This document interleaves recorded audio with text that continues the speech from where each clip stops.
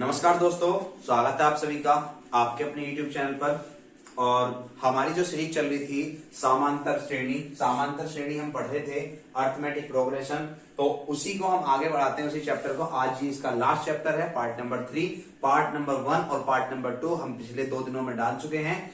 अगर किसी ने वो वीडियो नहीं देखी है तो सबसे पहले उन वीडियो को जाकर देखें। और में हमने अर्थमेटिक प्रोग्रेशन यानी समांतर श्रेणी का बिल्कुल बेसिक पार्ट पढ़ाया है। और आज जो हम लेने जा रहे हैं पार्ट नंबर 3 में, वो अर्थमेटिक प्रोग्रेशन यानी समांतर श्रेणी का पार्ट नंबर 3 है, जिसमें हम इसके थोड़े से अच्छे क्वेश्चन यानी बढ़िया वाले क्वेश्चन करेंगे, थोड़े एडवांस लेवल के क्वेश्चन करेंगे। तो आज का क्वेश्चन नंबर 1 जो है, आज का क्वेश्चन नंबर 1 है 1 - 2 - 3 + 2 - 3 - 4 + 3 - 4 - 5 ... के 99 पदों का योग बताना है। ये एक सीरीज है और इस सीरीज के 99 पदों का क्या बताना है? योग बताना है। तो जरा ध्यान से देखेंगे। अगर हम इसको ध्यान से देखें तो देखो, ये जो है 3 सीरीज बन गई है, 1 2 3। एक सीरीज तो ये हुई -2 - 3 - 4। एक सीरीज ये हुई -3 - 4 - 5। एक सीरीज ये हुई। तो इस सवाल को दो तरीके से किया जाएगा। जैसे मैंने पिछली क्लास में एक क्वेश्चन कराया था अल्टरनेट वाला, इसी तरीके से इसको भी कराया था। लेकिन मैं क्या करूंगा, मैं उसका जो सेकंड टाइप मैंने बताया था उस वाले क्वेश्चन का, उस तरीके से ही करूंगा। ये जो 3 सीरीज हैं, इन 3 सीरीज को मैं एक सीरीज बनाऊंगा। इन 3 सीरीज को मैं क्या करता हूं, एक ही सीरीज बना देता हूं। सीरीज के तीनों सीरीज के पहले पदों को ऐड कर लेंगे तो कितना आ जाएगा, 1 - 2 - 3, यानी कितना होगा -5 और 1 -4, प्लस ये कितना हो जाएगा, ये हमारा हो जाएगा -7 और +2 -5, और ये कितना हो जाएगा -9 और +3 यानी -6 ... के कितने पद रह जाएंगे भैया? देखो, मैं 3 पदों का एक पद बताने जा रहा हूं, 3 का एक पद, तो 99 कितने रह जाएंगे? 33 पद। 33 पदों का योग क्या निकालना है भैया? हमें 33 पदों का योग निकालना है। बात समझ में आई? तो पुराना ही सवाल बन गया। ये सीरीज है हमारी -4 -5 -6 के 33 पदों का योग हमें निकालना है। तो सबसे पहले हम देखेंगे कि इसमें ए क्या है। ए है इसमें -4। इसमें डी क्या है? डी हमारा क्या हो जाएगा इसमें? -5 -4, यानी कितना बचेगा? माइनस का 1 बच जाएगा। और n कितना हो गया हमारा? n हो जाएगा 33। कितना हो जाएगा भैया? 33। तो Sn बराबर क्या होता है? S33 बराबर n/2 यानी 33/2 इंटू 2a। 2a कितना हो जाएगा? -4 का 2 गुना -8 प्लस n-1 यानी 33 - 1 कितने हो जाएंगे? 32, और इंटू डी कितना हो गया? -1। सोल्व करेंगे तो ये जाएगा 33/2 इंटू -8, और ये कितना हो गया? -32। यानी सवाल को सोल्व करेंगे तो ये जाएगा 33/2 इंटू -40, और -40 को 2 से काटेंगे तो कितना आ जाएगा? -20, और -20 की 33 में गुणा करेंगे तो -660। तो -660 हमारे इस क्वेश्चन का आंसर हो जाएगा। ठीक है भाई, तो यहां तक तुम्हें समझ में आ गया होगा। अब एक क्वेश्चन और मैं यही से लेता हूं, इसका आप स्क्रीनशॉट ले लो। इसी क्वेश्चन को थोड़ा सा और चेंज कर देते हैं। तो ये जो सवाल बन जाएगा,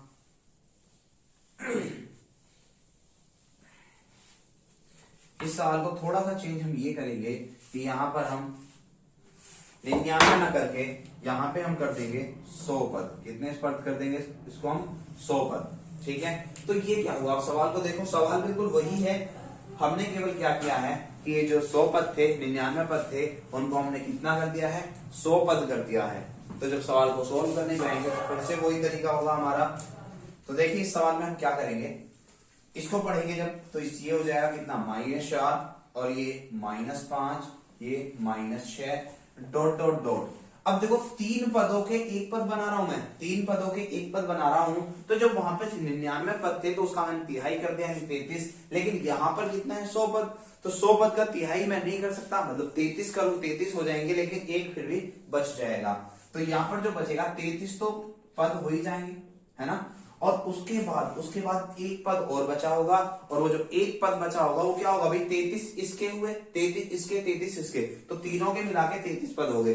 ठीक है, लेकिन अब जो अगला पद बचा होगा उसको ध्यान से देखना। अगला पद जो बचा होगा वो पहली वाली श्रेणी का 34वां पद बचा होगा। जो अगला पद है, यहाँ पर एक पद जो बचा है वो पहली वाली श्रेणी का 34वां पद, और पहली श्रेणी का पहला पद 1, दूसरा पद 2, तीसरा पद 3, चौथा पद 4, तो 34वां पद 34। बात समझ में आ गई यहाँ पे? एक बार फिर से मैं तुम्हें समझा देता हूं। जब हमने इस पूरी श्रेणी को लिखा तो इन तीन पदों का हमने क्या बना दिया, पहले पद का -4, इनके पहले दूसरे पदों का -4, तीसरे पदों का -6, और इस तरीके से 99 पद में साइड में ले लूंगा तो 33 पद हो जाएंगे, और बचेगा एक पद कौन सा बचा? ये अगला वाला, मतलब 33 पद। इन सब श्रेणियों के 33 पद हो गए, तो अगला जो एक पद आएगा वो पहली वाली श्रेणी का 34वां पद आएगा। पहली वाली श्रेणी का 34वां पद, तो पहली वाली श्रेणी का 34वां पद क्या हो जाएगा? पहली का पहला 1, दूसरा 2, तीसरा 3, तो 34वां 34 हो जाएगा। बात क्लियर? अब इसको सोल्व करेंगे तो ये क्या हो जाएगा, इसको वैसे ही सोल्व करो जैसे पीछे सोल्व किया था। कितना? 33/2 इंटू 2a मतलब -8 प्लस 32 इंटू -1, ठीक है। इस तरीके से सोल्व करेंगे और प्लस 34 वहां पर चल जाएगा। ये हो जाएगा कितना? 33/2 इंटू -40, इसको काटेंगे तो कितना हो जाएगा? -20, और ये प्लस 34 हो जाएगा, यानी हो गए -660 प्लस 34। कितना बचेगा? ये बचेगा -626। कितना बच जाएगा भैया? -626, और यही हमारे क्वेश्चन का आंसर हो जाएगा। ठीक है भाई, तो उम्मीद कर रहा हूं इतना तुम्हें समझ में आ गया होगा। अब मैं अगला क्वेश्चन लेता हूं इसी का ही।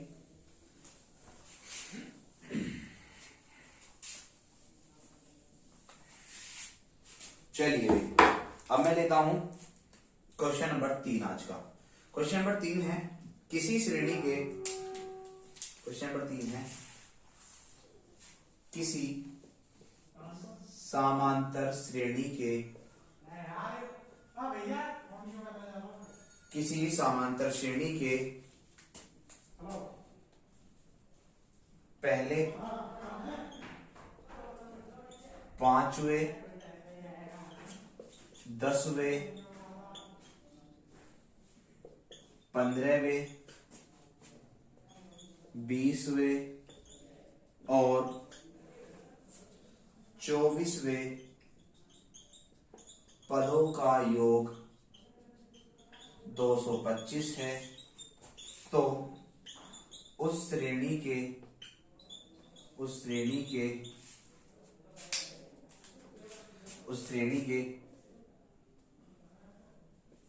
24 पदों का योग क्या होगा। देखो सवाल कितना अच्छा सवाल ये है कि किसी श्रेणी के पहले 5वें 10वें 15वें 20वें और 24वें पदों का योग कितना है? 225 है, तो उस श्रेणी के 24 पदों का योग क्या होगा? उस श्रेणी के 24 पदों का योग क्या होगा? ठीक है, तो जरा ध्यान से पढ़ेंगे।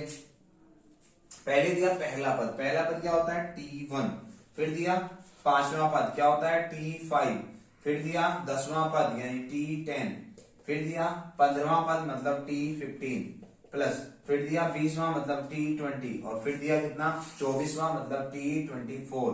इन सबका योग कितना दे रखा था? 225। कितना दे रखा भैया? 225। अब सोल्व करेंगे तो क्या आएगा बताओ जल्दी जल्दी। पहला पद क्या होता है? A, 5वां पद क्या होता है? A plus 4D। पहली क्लास को याद करो, बताया था मैंने ये हो गया A, ये हो गया A प्लस 4D। 10वां पद क्या हो जाएगा? A प्लस 9D प्लस 15वां पद क्या हो जाएगा? A plus 14D। 20वां पद क्या हो जाएगा? A प्लस 19 यानी 19D प्लस 24वां पद क्या हो जाएगा? A प्लस 23D, और बराबर कितना हो गया? 225। अब सबको ऐड करेंगे तो A 1 2 3 4 5 6, कितना? 6, तो A आ गया प्लस, अब D काउंट करेंगे तो कितने हो जाएंगे? 4 और 9 13, 13 और 14 27, 27 और 19 46, 46 और 23 कितने हो जाएंगे? 69। कितने हो गए? 1690।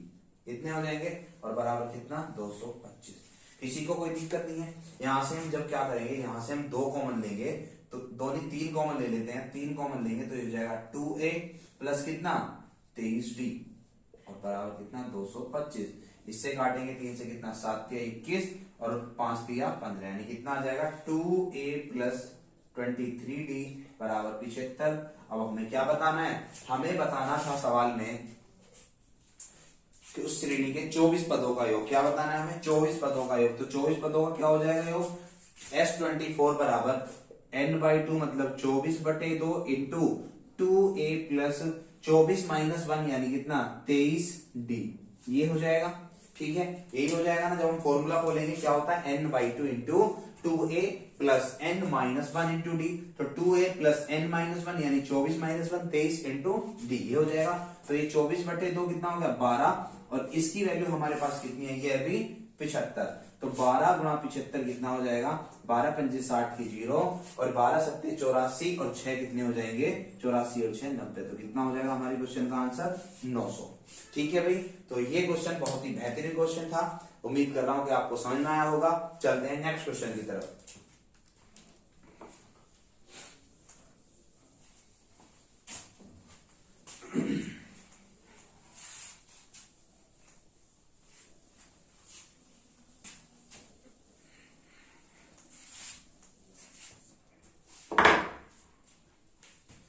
सवाल है, पहले कॉन्सेप्ट समझते हैं। कॉन्सेप्ट समझते हैं भाई, कॉन्सेप्ट क्या होता है, यदि तीन संख्याएं समांतर श्रेणी में है, समांतर श्रेणी में है तो क्या होता है।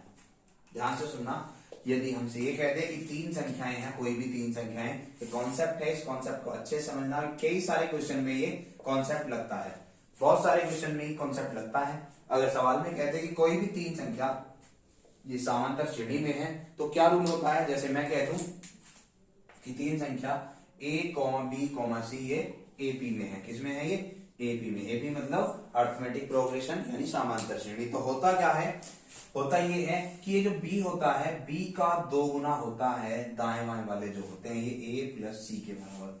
हमेशा याद रखना है कॉन्सेप्ट होता है कि बीच वाले का 2 गुना होता है बाकी जो दो संख्या होती हैं इन दोनों के बराबर। ठीक है, अगर तीन संख्या ऐसे हमारी एपी में है, समांतर श्रेणी में है, तो बीच वाले का 2 गुना बराबर होता है दाएं बाएं वाले जो नंबर होते हैं इनके योग के बराबर। ठीक है भाई, तो ये कॉन्सेप्ट हमेशा याद रखना समांतर श्रेणी के लिए। या हम इसको ऐसे भी कह सकते हैं, क्या कह सकते हैं इसको हम कह सकते हैं b बराबर a प्लस c/2, ऐसा भी हम सवाल को कह सकते हैं। ठीक है, तो ये कॉन्सेप्ट तुम्हें समझ में आ गया होगा। अब इस पर ही मैं एक क्वेश्चन लेता हूं, इस पर मैं एक क्वेश्चन ले लेता हूं। सवाल है, यदि संख्याएं x² प्लस 4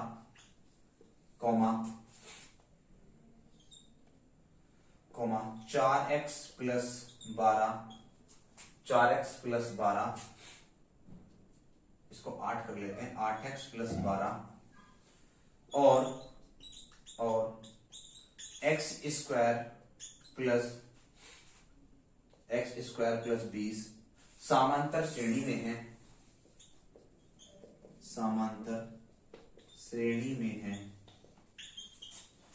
तो x का मान ज्ञात कीजिए। x का मान ज्ञात करना है। तीन संख्याएं x² प्लस 4 8x प्लस 12 और x² प्लस 20 ये समांतर श्रेणी में है, तो हमें बताना है x का मान। तो क्या करेंगे, देखो ये तीन संख्याएं हैं x² प्लस 4 और 8x प्लस 12 और x² प्लस 20, ये किसमें है, समांतर श्रेणी में है।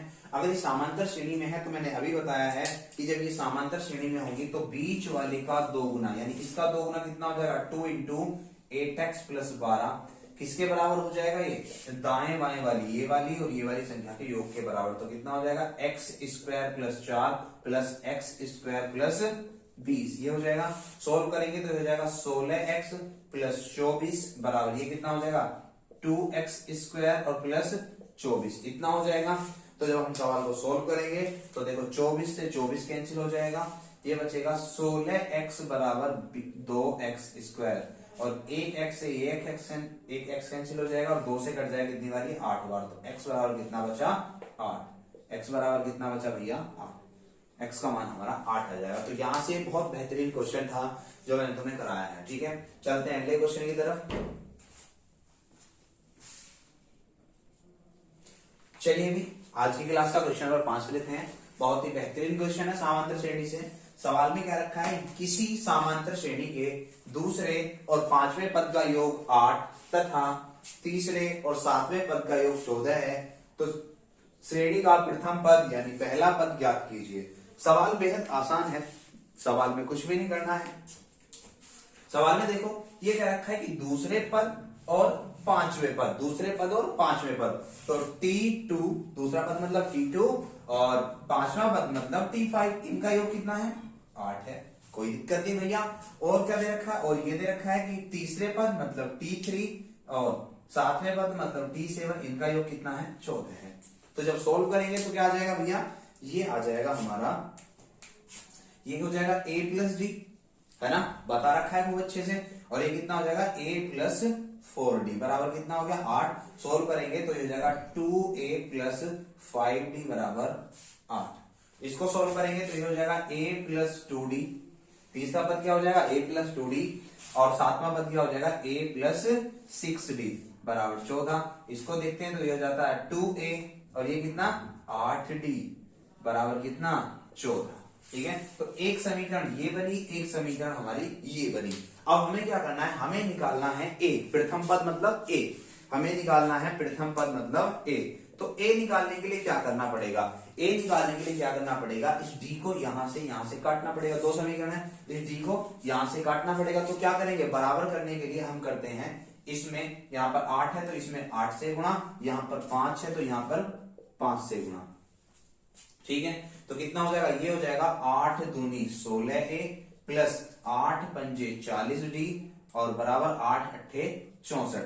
इसको लिखेंगे तो ये हो जाएगा कितना 5 दूनी 10a प्लस ये कितना हो जाएगा भैया, ये हो जाएगा 8 पंजे 40d बराबर ये कितना हो जाएगा 14 पंजे 70। बात क्लियर है। जब हम माइनस करेंगे तो माइनस करने पे हमें मिलेगा ये माइनस माइनस माइनस, यानी ये कैंसिल हो जाएगा, कितना हो जाएगा 6a बराबर यहाँ कितना बचेगा माइनस का 6, यानी 6a बराबर माइनस का 6, तो a बराबर कितना हो जाएगा -1। कितना हो जाएगा भैया, a बराबर -1। तो ये हमारी क्वेश्चन का आंसर है। अभी यहाँ पर प्रथम पद ही पूछा था तो हमने प्रथम पद ही निकाला, है ना। सवाल में ऐसा भी पूछ सकता था, सवाल में ऐसा भी पूछ सकता था कि इस श्रेणी का सार्वांतर ज्ञात कीजिए। सवाल में ही पूछ सकता था प्रथम पद की जगह कि इस श्रेणी का कॉमन डिफरेंस मतलब सार्वांतर ज्ञात कीजिए। क्या पूछ सकता था भैया, सार्वांतर भी पूछ सकता था। सार्वांतर मतलब अगर डी पूछता तो डी कैसे निकालते, अभी तो हमने क्या निकाला a।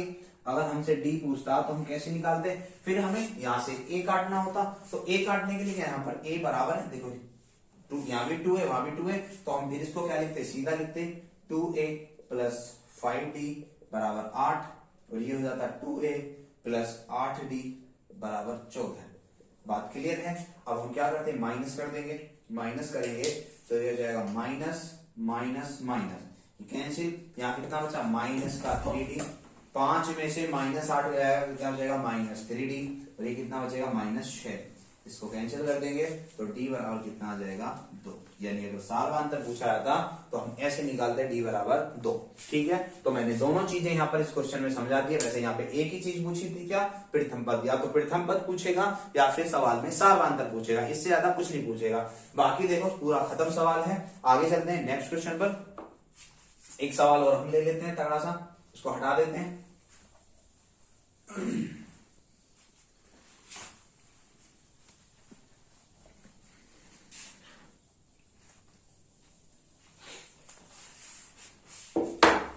सवाल है, यदि Sn बराबर n² प्लस 2n। सवाल में दे रखा है कि यदि Sn बराबर n² प्लस 2n तो इस समांतर श्रेणी का प्रथम पद व सार्वांतर ज्ञात कीजिए। चलिए, सवाल में ये दिया हुआ है यदि Sn बराबर n square plus 2n, Sn बराबर क्या दे रखा है, Sn स्क्वायर प्लस 2n, तो इस श्रेणी के प्रथम पद यानी पहला वाला पद और सारवांतर ज्ञात करना है। अब देखो सवाल बेहद आसान है, सवाल को थोड़ा सा सोचना है, लॉजिकली हमें सोचेंगे तो सवाल आसानी से हो जाएगा। हम क्या करेंगे, देखो इसमें दे रखा है Sn मतलब क्या होता था, मैंने स्टार्टिंग में बताया था, Sn होता है n पदों का योग। क्या होता है Sn बराबर n पदों का योग। तो n पदों का योग क्या होता है बताओ भैया जल्दी से, n पदों का योग क्या होता है। हम क्या करेंगे, यहाँ पर पहले रखते हैं हम Sn को, हम रखते हैं 1, पहले हम क्या रखते हैं n को 1। अगर n को 1 रखेंगे तो Sn मतलब S1 बराबर क्या हो जाएगा, 1 का स्क्वायर प्लस 2 गुणा 1, मतलब S1 बराबर कितना हो गया, 1 का स्क्वायर मतलब 1 और 2 3, क्या हो जाएगा 3। तो यहां से बात फाइनल हो जाती है। Sn मतलब एक पद का योग। अब एक पद का योग क्या होगा, एक पद तो खुद में ही एक पद है, एक पद का योग क्या होगा, तो यहां से S1 बराबर मतलब ये क्या आ गया हमारा पहला पद, क्या आ गया, पहला पद आ गया, ठीक है।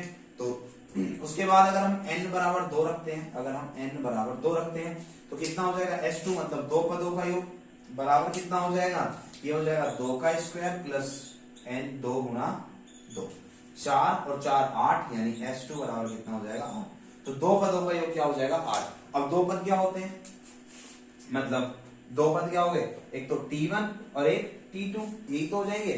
T1 और T2 इन दो पदों का योग कितना आ गया हमारा 8 आ गया है। तो T1 कितना था, पहला पद क्या था 3 था हमारा, और प्लस T2 कितना हो जाएगा, ये होता है A प्लस D, कितना हो जाएगा A प्लस डी।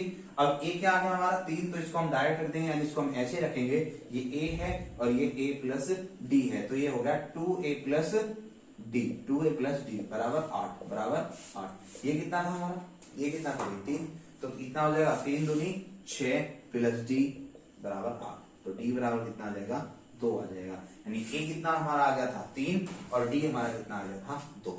बात समझ में आ गई होगी। एक बार फिर से मैं रिपीट कर देता हूं, हमें दे रखा था Sn बराबर n स्क्वायर प्लस 2n, यानी ये Sn क्या होता है, Sn होता है n पदों का योग। हम क्या करते हैं, पहले n को 1 रख लेते हैं, n को हम पहले क्या रख लेते हैं 1 रख लेते हैं। n को 1 रखेंगे तो क्या हो जाएगा, n 1 रखने पर आएगा S1 बराबर 1 का स्क्वायर प्लस 2 इंटू 1, ठीक है, यानी 1 का स्क्वायर 1 और 2 3, ये हो गया 3। S1 बराबर 1 हो गया, S1 बराबर 3 हो गया। अब एक पद का योग क्या होता है, एक पद तो खुद में ही एक है, तो पहला पद यानी पहले पद का योग, यानी एक पद का योग कितना हो गया 3, यानी ये पहला ही पद है 3। हम यहाँ पे क्या कह देंगे, पहला ही पद क्या है 3 है, तो यहाँ पे एक ही वैल्यू तो 3 हमें पहली बार में मिल जाती है। एक बार और क्या करते हैं, इसमें हम n बराबर 2 रख के देख लेते हैं। n बराबर 2 रखेंगे तो ये दो पदों का योग आ जाएगा, क्या आ जाएगा, दो पदों का योग, क्या 2 का स्क्वायर प्लस 2 गुणा है, 2 गुणा 2 है ना, तो कितना हो जाएगा 2 का स्क्वायर 4 और 2 दूनी 4, 4 4 8, यानी दो पदों का योग कितना आ गया 8। दो पद कौन कौन से होंगे, पहला पद और दूसरा पद, पहला पद और दूसरा पद कितना हो गया 8, तो पहला पद a और दूसरा पद a प्लस डी बराबर 8, 2a प्लस डी बराबर 8। अब ये कितना आ गया हमारा 3, 3 दूनी 6 प्लस डी बराबर 8, तो d बराबर कितना आ जाएगा 2। तो ये हो जाएगा हमारे इस क्वेश्चन का आंसर, ठीक है। उम्मीद कर रहा हूं कि आपको ये बहुत अच्छी तरीके से समझ में आ गया है। तो अब लेते हैं एक और क्वेश्चन, इस श्रेणी का, इस समांतर श्रेणी का हम लास्ट क्वेश्चन ले लेते हैं, इसको हटा देता हूं मैं।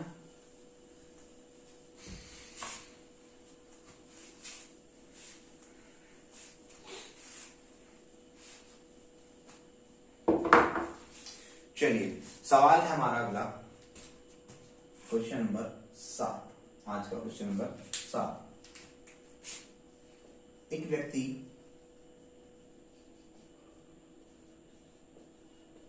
पहले दिन की मजदूरी, एक व्यक्ति पहले दिन की मजदूरी 60 रुपए निश्चित करता है, 60 रुपए निश्चित करता है। दूसरे दिन तथा वह दूसरे दिन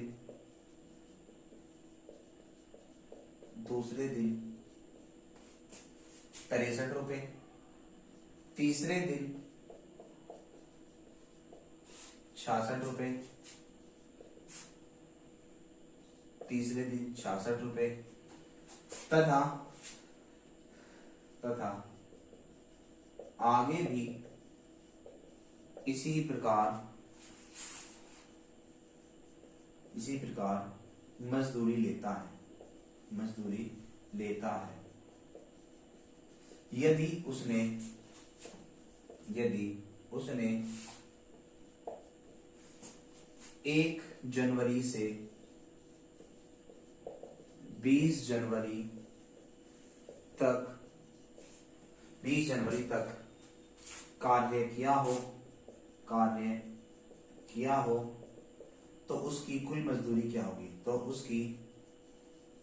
कुल मजदूरी क्या होगी? ये हमारा सवाल है। बहुत बढ़िया सवाल है। सवाल ये है कि एक व्यक्ति है जो पहले दिन अपनी मजदूरी 60 रुपए लेता है और दूसरे दिन 63 रुपए, तीसरे दिन 66 रुपए और आगे भी इसी प्रकार वो अपनी मजदूरी लेता है।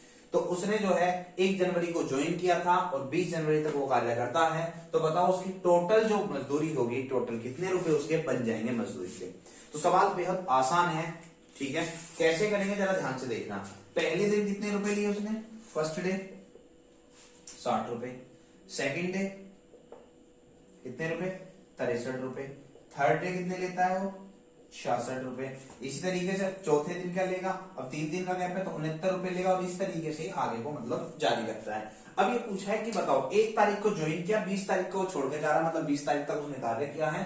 तो कितने दिन हो गए? टोटल 20 दिन हो गए, यानी 20 पद। कितने? 20 पद ऐसे गए होंगे। तो 20 पदों का हमें क्या बताना है? टोटल योग। टोटल मजदूरी मतलब इन 20 पदों का हमें योग बताना है। तो योग बराबर क्या होता है? SN बराबर n/2 into 2a plus n-1 into d। ये होता है। सोल्व करेंगे तो n कितना आ गया? 20 दिन है, 20/2 इंटू 2a कितना हो जाएगा? 60 दूनी 120 प्लस कितना हो जाएगा? n-1, 20-1 यानी 19 और इंटू डी कितना है भैया? अंतर कितने का चल रहा है? 3 का। सोल्व करेंगे तो ये हो जाएगा 10 और ये हो जाएगा 120 प्लस 57, यानी ये हो जाएगा 10 गुणा 120 प्लस 57 मतलब 177, यानी कितना हो जाएगा? 1770 रुपए। कितने रुपए हो जाएंगे उसके? 1770 रुपए हो जाएंगे टोटल। तो उम्मीद कर रहा हूं कि आपको ये वाला लेक्चर बहुत अच्छे समझ में आया होगा। मैंने अर्थमेटिक प्रोग्रेशन से जितने क्वेश्चन हो सकते थे वो सारे के सारे क्वेश्चन यहाँ पर कराए हैं। ठीक है, मैंने 3 वीडियो में पूरी अर्थमेटिक प्रोग्रेशन मतलब एपी खत्म कर दी है। आप जल्दी जल्दी तीनों पार्ट को देखकर खत्म कर दो।